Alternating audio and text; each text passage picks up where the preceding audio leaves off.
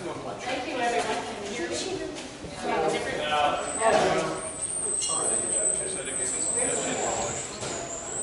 on. We have a new different microphone system tonight, and I'm ready to go here, so everybody can still hear me. So welcome. I'm going to talk about 1759 Richard Penn and what's interesting about the way I've approached this is as it actually happens. You know, we're volunteers. We all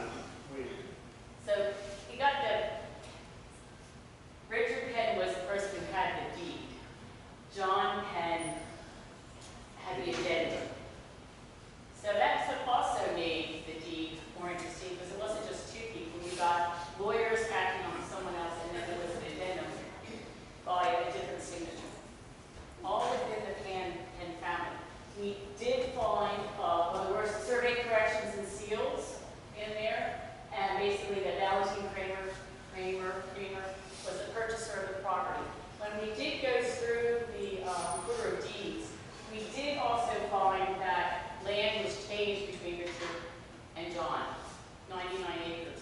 So while you had the big amount of land, the 11,000, the 2,500, the 412, the 13 acres, you had this 99 acres going between parties. So it was a little more moving parts than we thought. But, I guess you go into this blindly thinking, okay, somebody has a deed and they transfer this property. And there you go. Not so much.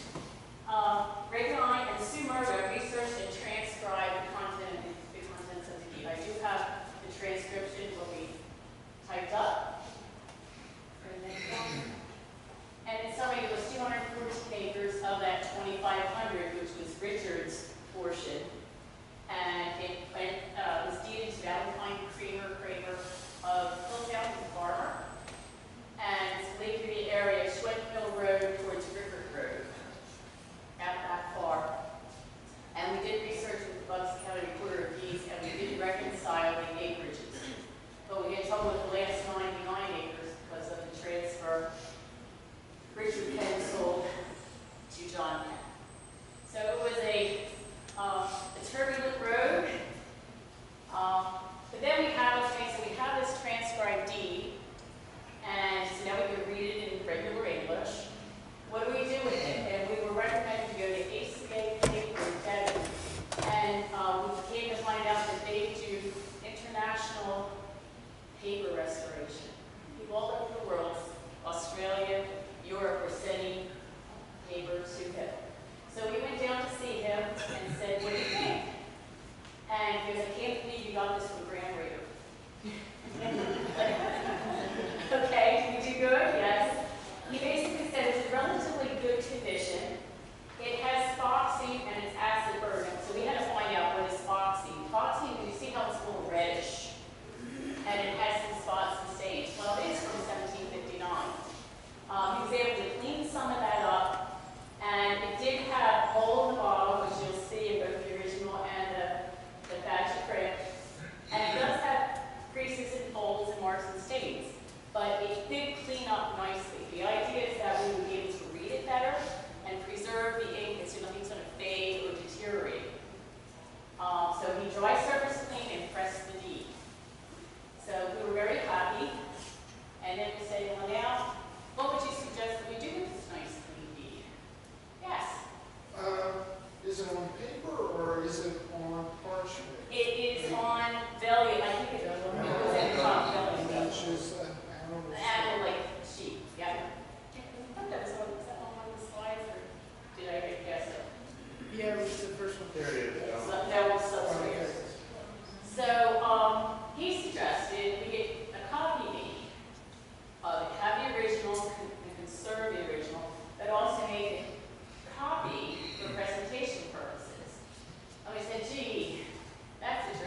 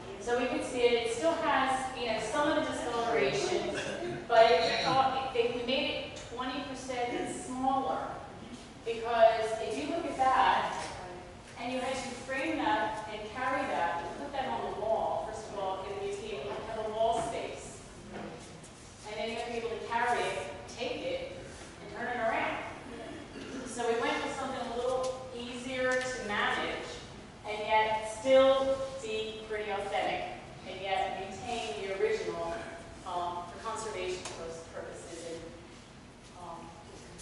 And it does look like, you know, the seals are pretty brilliant on here, and so is the cutouts, including the little hole. Yeah, but that's a security feature that when they made the deeds, they would put together. So that's the frame front, frame back of the frame print badgie is this item here. You see we had, you know, that dance of understanding you do when you go to frame something with your spouse and someone else, right? To pick the color, what's it going to look like, does it look better this way, that way? But we came to a conclusion. In the background there is Lisa Drosky. She was the artist of her shoes. She was the professional who actually started the badging process there for North Penn Art, and she was just thrilled to pieces to see such an important artifact make its way there. So then, all right, so now we have the hobby made. We can take it on the road, do the talk about the tea or any type of things that we can create from that knowledge. We need to say, here's the original. What are we going to do with that? You don't fold it back up and put it in a box. So we actually preserve it in an acid-free pouch.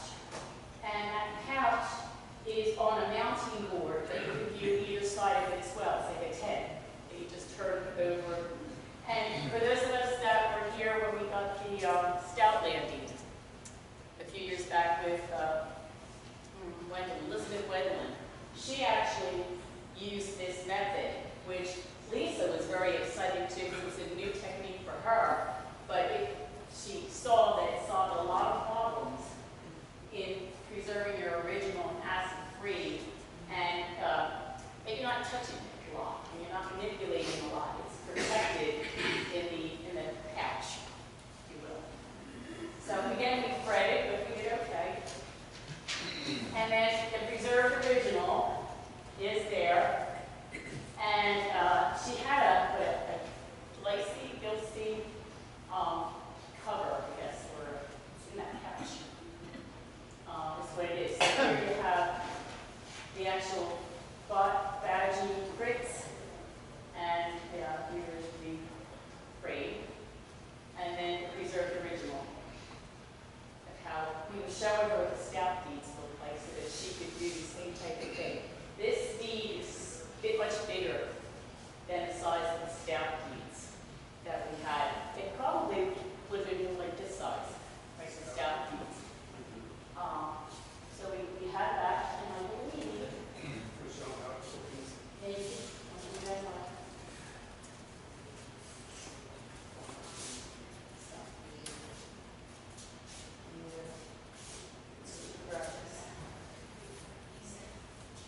It folds like this.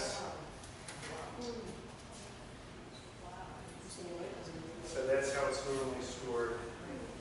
And then you get open it like we had it. Because sometimes you can stand, you have it stand up, and you can also lift this, and here's the pouch.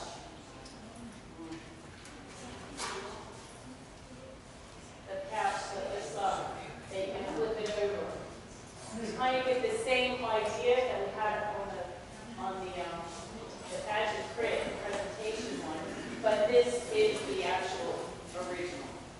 So we thought that was a nice combination that we could share it, preserve it, and it's nice for history's sake as well.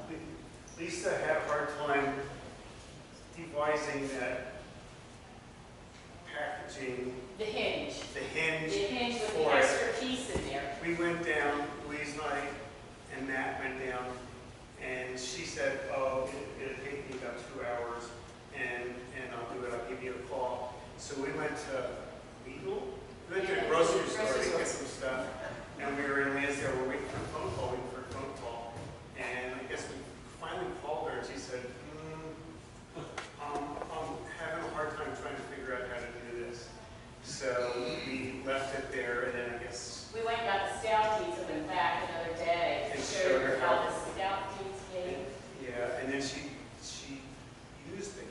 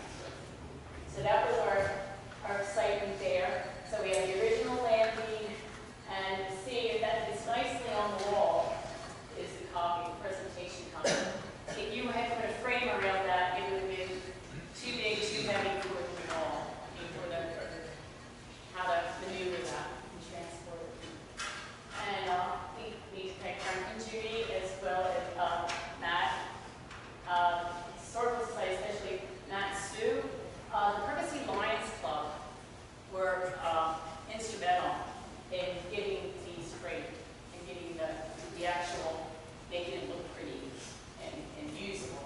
And North Penn treated us very well. So that was our journey, and it shows that, you know, Monday or Tuesday, we didn't know we were going to do this. By Friday, we had the artifact, and then you had to figure out what to do with it, how to get it where it needed to be, and know what you had. So it was a real journey. Now it does, when something comes to the museum, it gets cataloged, give it a number, we have photographs that we describe it, and I actually, we do some research on it, so we have the transcription, we have articles that connect it, we have the actual correspondence for the deed search, so everything that goes along with the artifact, we have try to have also to support that. Now we don't do that with like a shoebox or a cigar box, but something that is unique is we do that extra effort, so that people after us will have a nice artifact to share. Any questions? How long did it take you to transcribe that English? It took us probably a good month.